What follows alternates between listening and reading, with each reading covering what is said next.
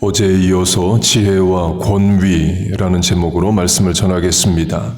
어제는 교회 안의 갈등을 해결 못하는 문제를 말씀드렸습니다. 본문으로 하면 선생된 자들에게 요하는 지혜와 권위가 인정돼야 되는데 인정이 잘 안 돼요. 반면에 오늘은 교회 안의 갈등을 선생된 자들의 지혜와 권위를 따라서 잘 해결하는 예를 들겠습니다. 사도행전 6장을 보면 예루살렘 교회 안에 갈등 상황 하나를 말합니다. 헬라파 유대인 중에 헬라파 과부가 매일의 구제, 도움을 받는 문제에서 소외되는 것에 대한 문제 제기, 원망, 불평이 생깁니다. 당시 예루살렘 교회에는 이스라엘에 계속 살고 히브리어를 쓰는 히브리파 유대인들과 이스라엘 밖에서 태어나 출생 성장해서 나중에 이스라엘에 들어와 있는 헬라파 유대인들이 있었습니다. 히브리파 유대인의 대표적인 사람들은 예수님의 12 제자들이죠. 헬라파 유대인은 사도 바울이나 디모데처럼 출생 성장 자체를 이스라엘 밖에서 한 유대인들을 말합니다. 그런데 히브리파 유대인들이 다수였고 주도권이 있었던 것 같아요. 그래서 헬라파 유대인 중 과부들을 돕는 일이 제대로 되지를 않습니다. 그게 원망의 대상이 되고 헬라파 유대인들이 문제를 제기해요. 행정에 문제가 생깁니다. 지혜롭게 잘 해결해야죠. 그래서 선생에 해당하는 예수님의 제자들이 문제 해결의 방법을 제시합니다. 교인들이 다 동의를 해요. 권위가 작동하는 거죠. 어제 강조한 고린도 교회로 하면 바울이 선생된 자로 그 교회 개척자로 문제 해결의 대안을 제시하고 권면을 해도 고린도 교인들이 잘 안 듣는 그런 반대로 대조가 되는 상황입니다. 곧 아무리 좋은 방법, 권면, 지혜여도 권위를 인정 안 하면, 순종하지 않으면 문제 해결은 안 됩니다. 나라로 하면 나라에도 질서를 유지하는 공권력, 법, 제도, 행정들이 있습니다. 아무리 제도가 좋아도 백성들이 따르지 않으면 무정부 상태가 되는 거죠. 하나님의 권위와 말씀의 권위도 마찬가지입니다.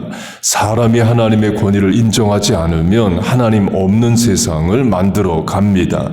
이신론, 다신론, 공산주의, 사회주의가 그의 이죠. 그래서 이 시대에 회복되어야 할 것 중 하나가 권위입니다.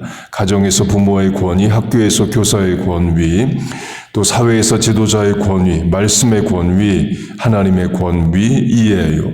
우리라도 지켜야 됩니다. 소돔성의 멸망을 막을 의인 10명이 우리가 돼야 하고, 예레미야 시대로 하면 예루살렘 성의 멸망을 막을 의인 1명이 우리가 돼야 됩니다. 그래서 이 시간 이 새벽의 기도가 작은 일이 아닙니다. 크신 하나님께 예배하는 일이고, 우리가 그 하나님께 개인도 나라도 교회도 하나님의 은혜를 구하는 시간이에요. 하나님의 하나님 되심을 인정하는, 주권과 말씀의 권위를 인정하는 시간입니다. 우리의 실천이 옳아요. 그렇게 예수님의 제자들이 문제 해결할 방법을 제시하고 교인들이 따릅니다. 방법은 헬라파 과부 문제를 해결할 7명을 뽑으라는 거예요. 그래서 7명을 뽑습니다. 그리고 문제가 해결됩니다. 강조점은 그들의 7명의 이름이에요. 한국식으로 하면 그 7명의 이름이 이와 같습니다. 제임스 리, 존 파크, 스티븐 초이와 같아요. 한국에 있는 한국교회에서 7명의 지도자를 뽑았는데 이름이 미국 살다 온 사람 같은 그런 이름이라는 겁니다. 헬라파 유대인의 문제를 해결할 7명이 전부 다 헬라파 유대인이었다를 말합니다. 그 7명의 이름이 다 헬라식 이름입니다. 스데반, 빌립, 브로고로, 니가노르, 디몬, 바메나, 니골라, 전부 다 헬라식 이름이에요. 구약 성경에 나오는 이름이 아니죠. 그 말은 히브리파 유대인들이 양보했다를 말합니다. 헬라파 과부의 문제를 해결할 지도자를 전부 다 헬라파로 뽑았다는 거예요. 미국식으로 하면 백인이 다수인 교회가 있고 흑인이 소수인 교회가 있다고 해보세요. 흑인들이 원망 불평합니다. 왜 장로 안수 집사는 다 백인만 하냐? 이런 식으로 말을 했더니 그러면 이번에 교회 지도자는 전부 흑인으로만 뽑는다와 같은 실천을 한 겁니다. 그 말은 히브리파가 양보했다를 말합니다. 히브리파가 다수니까 7명을 뽑는다면 히브리파 4명, 헬라파 3명 이렇게 하자가 아니라 전부 다 헬라파 지도자로 뽑아줘요. 곧 히브리파가 양보를 합니다. 그리고 문제는 해결돼요. 확대 적용하면 그렇게 히브리파가 한번 양보를 했습니다. 그러면 계속 양보해야 되냐? 그렇게 교회 행정하면 안 되죠. 그 다음에는 헬라파도 한번 양보하고 그래서 화합을 이루어 가야 됩니다. 물론 교회 안에 무슨 파다 하는 파벌은 없어야죠. 그러나 당장에 있다면 양보를 통해 교회 행정을 하는 것도 지혜입니다.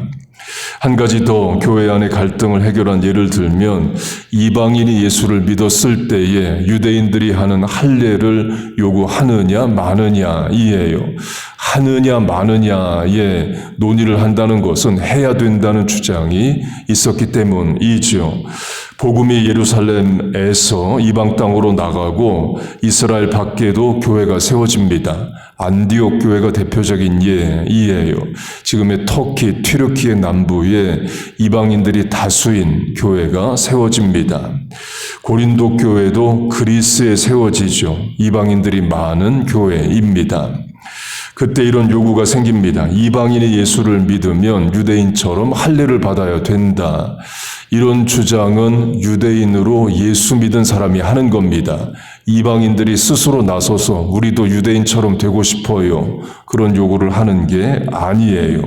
곧 예수를 믿는 것만으로는 부족하다. 유대인의 실천을 따라야 한다는 주장이 생겨납니다. 사도행전 15장 모세의 법대로 할례를 받지 아니하면 구원을 받지 못하리라 하니 이 문제를 놓고 갈등합니다. 다툼과 변론이 일어난지라 서로 싸웠다는 거죠. 그래서 이 문제를 해결하기 위해서 선생된 자들이 모여서 의논을 합니다. 특이한 것은 선생된 자들이 하나님께 직접 물어 직통계시로 답을 얻었다. 그렇게 할 수도 있는데 이번 사건은 교회 지도자들이 모여서 의논을 해서 해결을 해요. 곧 그런 방법도 하나님이 사용하십니다. 예수님의 제자들 사도 바울, 본문 야고보서의 저자, 곧 예수님의 동생 야고보, 바나바가 모여서 의논을 합니다. 특징은 이 사람들이 전부 다 유대인이라는 거예요. 예수님 제자 유대인이고 예수님 동생 야고보 유대인이고 바나바의 본명은 요셉입니다. 유대인 이름이죠. 곧 다 유대인들이 모여서 이방인들이 예수 믿었을 때 어떻게 할 거냐를 논의합니다. 답은 유대인들이 양보를 해요. 유대인처럼 하지 않아도 된다. 곧 이방인은 할례를 받지 않아도 된다로 결정을 내립니다. 양보하는 거죠. 곧 유대인들이 모여서 의논을 하면 유대인처럼 해야 돼로 할 수도 있지만 양보를 해서 이방인들은 할례를 받지 않아도 된다로 결정을 내립니다. 그 결정문을 누가 낭독하느냐, 누가 최종 변론을 하느냐, 본문엔 야고보서의 저자 예수님의 동생 야고보가 합니다. 예수님의 수제자 베드로도 있는데 예수님의 동생이 회의 정리, 발표를 해요. 물론 베드로도 이야기를 합니다. 근데 마지막에 최종적으로 말하는 자는 주의 동생 야고보이에요.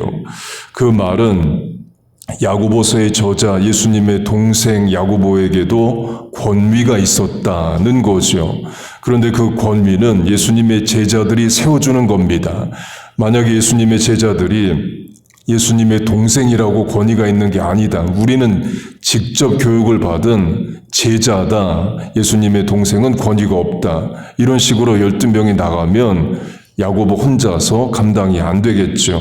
그러나 예수님의 제자들이 예수님의 동생의 권위를 인정해 줍니다. 이것도 일종의 양보라고 할 수 있죠. 우리 다수결로 하자. 이렇게 하면 예수님의 제자들이 이기고도 남습니다. 그러나 그렇게 하지 않고 주의 동생 야고보의 지도력을 인정해요. 이것이 지혜입니다. 진리와 비진리, 정통교리와 이단 사이비가 아닌 다른 문제에 있어서는 양보를 통해 문제 해결하는 것도 지혜이에요. 신학 용어로 하면 본질의 일치를, 비본질의 자유를, 모든 일에 사랑을 입니다. 라틴어로 하면 아디아포라로 비본질적인 것을 가지고는 교회가 싸우지 말라는 거예요. 어제 강조한 시편에 나오는 가사로만 된 찬양만 해야 되느냐, 아니면 시대별로 만들어지는 찬송가 복음성가도 할 수 있느냐의 문제도 마찬가지입니다. 시편 96편이 말하듯이 뉴송, 새 노래로 찬양하라는 말씀이 분명히 있습니다. 그리고 시편도 그 시대에 새로 만들어진 당시에는 다 새 찬양들이에요. 악기도 마찬가지입니다. 시편 150편이 말하듯이 모든 소리 나는 악기로 하나님을 찬양하라 명합니다. 다윗이 비파와 수금으로 하나님을 찬양하죠. 그런 말씀이 있는데도 종교개혁 시대에 우리가 존경하는 루터와 칼빈은 악기 사용을 못하게 했습니다. 바이올린, 피아노, 오르간 다 세상 술집에서 사람의 흥을 돋구는 데 사용되는 악기라 해서 교회에서 사용할 수 없다고 정했습니다. 그럼 어떻게 찬양하느냐? 사람의 목소리로만 찬양을 했어요. 그 전통이 아직도 남아있는 교단이 Church of Christ입니다. 페얼론에도 교회가 하나 있습니다. 그 교단 웹사이트에 들어가 보면 우리는 목소리로만 찬양한다가 아예 나와 있습니다. 악기를 안 쓴다는 거죠. 17년 전에 그 Church of Christ 교인 백인 남자와 잠깐 이야기를 한 적이 있습니다. Church of Christ 교인이라고 해서 제가 물었습니다. 그 교회는 악기를 안 쓴다면서요. 그랬더니 그분이 그런 질문 하도 많이 들었는지 악기를 쓴다는 거예요. 무슨 악기를 쓰는데요 했더니 목소리라는 악기, 휴먼 보이스라는 악기를 쓴다고 그분이 답을 했습니다. 그래서 제가 또 물었습니다. 작년 어른들이야 그렇다 쳐도 자라나는 청소년 세대는 악기 사용하고 싶어 할 거 아니냐. 피아노, 바이올린, 기타 다 배우는데 그걸로도 찬양하고 싶어 할 텐데 그건 어떻게 할 거냐 물었더니 주일 중고등부 예배 때는 안 되고, 그러니까 주중 우리식으로 하면 금요일 저녁에 모였을 때는 된다. 이런 답을 들었습니다. 그런 게 비본질입니다. 전술한 대로 다윗도 악기로 찬양을 했고 시편 150편 자체가 소리나는 모든 악기로 하나님을 찬양하라고 말합니다. 그런데 악기를 쓰면 안 된다라는 것이 이제 비본질적인 거죠. 강조점은 교회 지도자, 본문합 1절로 하면 선생들이 지혜를 가지고 잘 권면해야 됩니다. 헬라파 과부들의 문제는 지도자 7명을 뽑아서 해결하자. 이방인이 예수 믿었을 때 할례를 받게 하느냐 마느냐는 교회 지도자들이 모여 의논을 하자라는 방법을 제시했을 때 나머지가 따라줘야 문제가 해결되는 겁니다. 이때 중요한 것이 권위를 인정하는 거예요. 순종으로 바꿔 말하면 이해가 돼서 설득이 돼서 하는 순종은 보통 순종입니다. 그런데 참 순종은 이해가 안 되고 설득도 안 되지만 권위를 인정하고 내가 따르는 것이 참된 순종이에요. 그 순종이 권위를 인정함이 우리와 자녀들에게 있기를 바랍니다.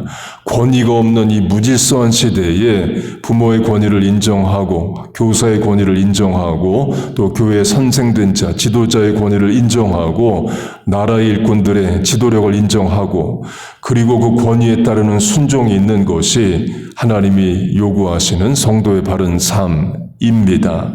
그리고도 결국 그런 권위를 인정하는 것은 하나님의 권위를 인정하는 것으로 나아갑니다. 가정으로 하면 왜 성경은 부모에게 공경하라, 순종하라를 명하느냐? 부모를 공경 안 하고 순종 안 하는 자가 하나님의 권위를 인정하고 순종하지 않습니다. 세상에 권위를 인정하지 않는 자가 말씀의 권위를 인정할 리도 없어요. 결국 하나님의 권위를 인정하는 자가 세상의 권위도 가정의 권위도 합당한 권위도 인정하는 겁니다. 그렇게 하나님의 말씀에 대한 바른 권위를 인정하고 순종하며 세상에서도 바른 질서 가운데 살아가는 우리와 자녀들 다 되시기를 주의 이름으로 축복하고 축원합니다. 아멘. 기도하겠습니다. 하나님 아버지, 무질서한 시대를 살아갑니다. 죄된 본성에 따라 휘둘리는 삶을 살아갑니다. 말씀이 주는 질서 가운데 살게 하시고 하나님의 권위가 우리와 자녀들의 삶을 다스리고 지배하게 하여 주옵소서. 영적으로도 세상적으로 육체적으로도 질서 있는 삶, 순종하는 삶, 하나님의 뜻을 이루어드리는 삶을 살게 하여 주옵소서. 부모된 우리에게 권위를 주시고 한마디 권면을 해도 자녀들에게 설득력이 있고 믿음이 있는 말을 하게 하여 주옵소서. 하나님, 오늘도 질서 있는 삶을 살아갑니다. 하루의 첫 시간 하나님 앞에 드리고 남은 시간들을 살아가오니 주여 이 실천의 은혜와 복을 내려 주옵소서. 이 아침에 입술을 열어 간구하는 기도에 응답하여 주옵소서.